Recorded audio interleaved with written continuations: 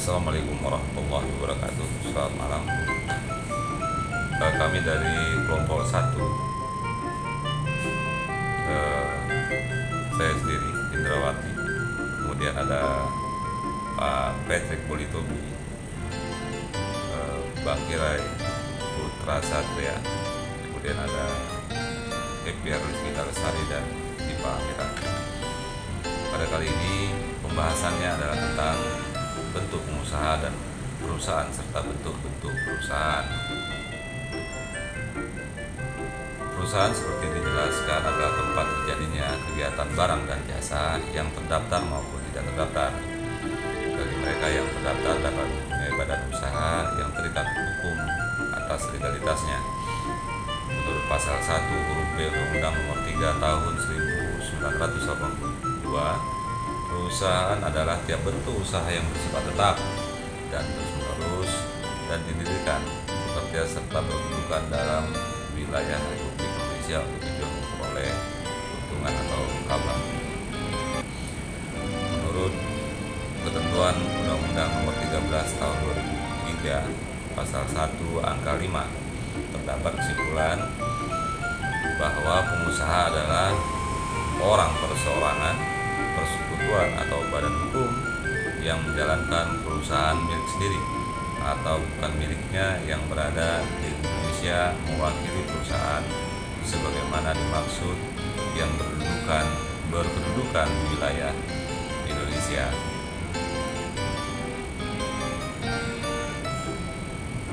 Secara umum, dalam melakukan kegiatan usaha sesuai dengan ketentuan peraturan dan perundang-undangan yang berlaku di Indonesia, dikelompokkan menjadi dua bagian besar, yaitu usaha berbadan hukum dan usaha tidak berbadan hukum.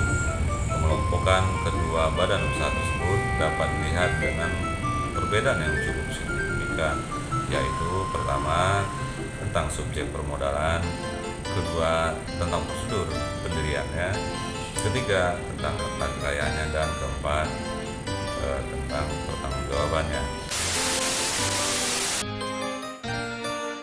Selanjutnya pada kesempatan ini dari beberapa pengusaha muda yang tergolong sukses di Indonesia, ada dua nama yang sengaja kita munculkan pada tugas kita kali ini, yaitu yang pertama Najla Farid dan James Prananto. Najla Farid ini seorang pengusaha muda, seorang wanita karir, ya, ibu rumah tangga yang memulai usahanya di rumah gitu. Tapi kemudian dia bergelut dengan tekun dan ulet melihat peluang market sehingga membawa beliau masuk dalam kategori pengusaha-pengusaha muda yang sukses di Indonesia. Nah, Najla Farid yang memiliki nama lengkap Najla Farid Bisir ini adalah pendiri sekaligus pemilik Bittersweet by Najla, produsen dessert box favorit yang saat ini sangat digemari oleh kaum milenial. Produk beliau mampu menembus pasar sehingga akhirnya membawa Najla ini memiliki beberapa perusahaan di Indonesia sebagai cabang dari induk perusahaan yang beliau bangun ketika itu. Nah, kemudian yang satu lagi adalah James Prananto. James Prananto ini adalah CEO founder dari perusahaan Kopi Kenangan. Nah, ini bagi penikmat kopi tentu sedikit mengenal nama James Prananto. Kopi Kenangan ini juga beliau bangun bersama dua rekannya yang lain, yaitu Edward Tirtanarta dan Cynthia. Perusahaan ini juga kemudian go public dan tergolong sukses pada saat ini di Indonesia. Nah, rekan-rekan sekalian, ibu dosen dan para pendengar yang berbahagia, selanjutnya kita coba melihat pendapat para ahli mengenai perusahaan. Saya mengambil dua dari sekian banyak ahli yang ada di Indonesia. Yang pertama yaitu Murti Sumarni.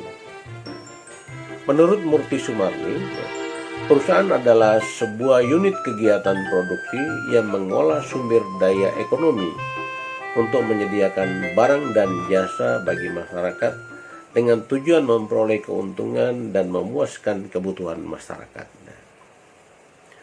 Kemudian yang kedua adalah Ebert dan Griffin. Perusahaan adalah satu organisasi yang menghasilkan barang dan jasa untuk mendapatkan laba.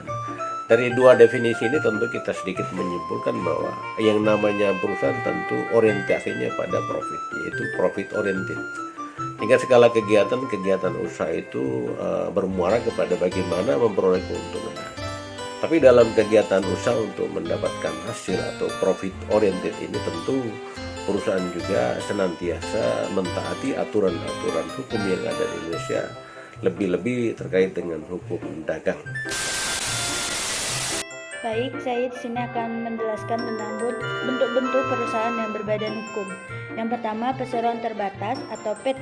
Menurut Undang-Undang Perseroan Terbatas Nomor 40 Tahun 2007 tentang perseroan terbatas membawa semangat baru dan norma baru, seperti mengenai perlunya kepedulian sosial perseroan tidak hanya kepada pemegang saham atau shareholder, namun juga pemangku kepentingan atau stakeholder yang lebih luas lagi, sehingga memunculkan ada regulasi terkait tanggung jawab sosial dan lingkungan atau corporate social responsibility perseroan terbatas. Dari definisi di atas, PT dapat dikatakan badan hukum jika memenuhi unsur-unsur sebagai PT atau badan hukum. Persekutuan modal didirikan berdasarkan perjanjian melakukan kegiatan usaha dan modal terdiri dari saham-saham atau sero-sero. Yang kedua, koperasi. Muhammad Atta menurutnya koperasi adalah usaha bersama guna memperbaiki dan atau meningkatkan kehidupan atau tarif ekonomi berdasarkan asas tolong-menolong. Berdasarkan Undang-Undang Nomor 25 Tahun 1992 tentang perkoperasian, pada pasal 1 jelaskan bahwa koperasi adalah badan usaha yang beranggotakan orang seorang atau badan hukum. Koperasi dengan melandaskan kegiatan berdasarkan prinsip koperasi sekaligus sebagai gerakan ekonomi rakyat atas asas kekeluargaan. Sedangkan perkoperasian adalah segala sesuatu yang menyangkutkan kehidupan koperasi. Berdasarkan pengertian koperasi secara umum dan para ahli, pembentukan koperasi bertujuan untuk meningkatkan kesejahteraan ekonomi dari para anggotanya.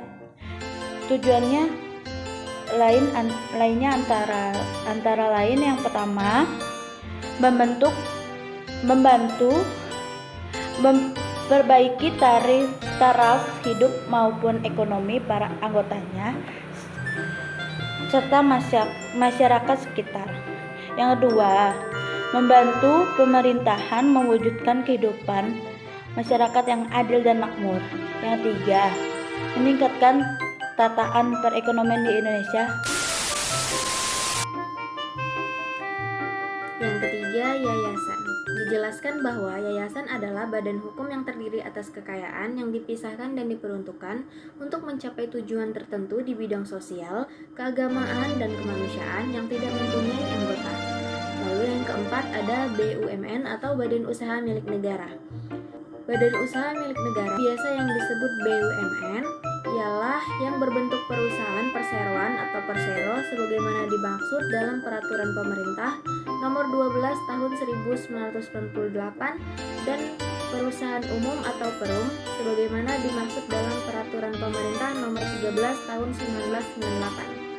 BUMN adalah badan usaha yang seluruh atau sebagian besar modalnya dimiliki oleh negara melalui penyertaan secara langsung yang berasal dari kekayaan negara yang dipisahkan.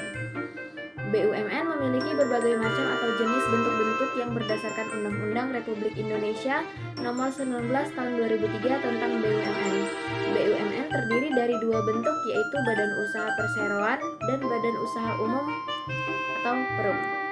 Contoh badan usaha perseroan atau persero ialah PT Pertamina, PT Telekomunikasi Indonesia, PT Kereta Api Indonesia. Lalu contoh badan usaha perum ialah Perum Damri, Perum Bulog, Perum Pegadaian. Yang kelima yaitu perseroan perseroan terbuka. Definisi perseroan terbuka menurut pasal 1 angka 7 Undang-Undang Nomor 40 Tahun 2007 tentang perseroan terbuka adalah perseroan publik atau perseroan yang melakukan perseroan terbuka. Definisi perseroan terbuka menurut pasal 1 angka 7 Undang-Undang Nomor 40 Tahun 2007 tentang perseroan terbuka adalah perusahaan publik atau perusahaan yang melakukan penawaran umum saham sesuai dengan ketentuan peraturan perundang-undangan di bidang pasar modal. Adapun struktur organisasi di dalam perseroan terbuka ini yaitu yang pertama RUPS atau Rapat Umum Pemegang Saham, yang kedua Dewan Komisaris, yang ketiga Direksi, dan yang keempat Komite Dewan Komisaris. Bentuk-bentuk perusahaan non-badan hukum, yang pertama perseorangan, yaitu organisasi bisnis atau badan usaha. Perseorangan adalah badan usaha yang banyak digunakan di Indonesia, khususnya pengusaha kecil dan beberapa menengah. Ini pula bentuk usaha yang paling sederhana menurut Haji M.N. Purwosucipto. Adapun juga jenis perusahaan perseorangan yang yaitu berlisensi dan tanpa izin. Ada juga tentang kita masuk ke persekutuan perdata, yaitu persekutuan perdata atau kita sebut sebagai maskep adalah kumpulan dari orang-orang yang biasa memiliki profesi yang sama dan berkeinginan untuk berhimpun dengan menggunakan nama bersama sesuai dengan Peraturan Menteri Hukum HAM Nomor 17 Tahun 2018. Kita masuk ke firma. Firma dalam arti bahasa lainnya Vennootschap onder Firma dalam bahasa Belanda atau FOF, yang artinya persikatan dagang antara beberapa perusahaan atau juga sering disebut sebagai firma atau VA, yaitu dalam bentuk persekutuan guna menjalankan usaha antara dua orang atau lebih dengan menggunakan nama bersama. Kita masuk ke persekutuan kominder atau CV, adalah satu bentuk badan usaha yang dibentuk oleh dua orang atau lebih, kemudian mempercayakan modal yang dimiliki kepada dua orang atau lebih. Hal itu dilakukan untuk menjalankan perusahaan sekaligus dipercaya untuk memimpin perusahaan, tujuannya agar tercapai cita-cita bersama dengan tingkat keterlibatan masing-masing anggota yang berbeda-beda. Kesimpulannya dari video ini, kalau menurut pasal 1 huruf B Undang-Undang Nomor 23 Tahun 1982, perusahaan adalah setiap bentuk usaha yang bersifat tetap dan terus-menerus serta berkedudukan dalam wilayah Republik Indonesia dengan tujuan memperoleh keuntungan. Ada juga menurut ketentuan Undang-Undang Nomor 13 Tahun 2003 Pasal 1 Angka 5 dapat disimpulkan bahwa pengusaha adalah perseorangan, persekutuan dan pemberian hukum yang menjalankan perusahaan milik sendiri atau bukan miliknya yang berada di Indonesia. Ada bentuk-bentuk perusahaan yang berbadan hukum ialah PT, koperasi, yayasan, BUMN, dan badan usaha umum. Sedangkan perusahaan yang tidak berbadan hukum kita sebut sebagai CV, perseorangan, persekutuan perdata. Ya, sekian dari video kelompok kami.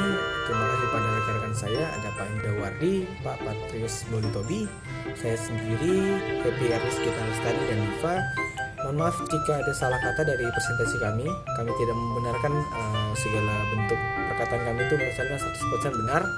Tidak boleh jika ada yang lebih pandai daripada lebih tahu tentang materi ini, boleh komen di bawah. Jangan lupa like, komen, subscribe.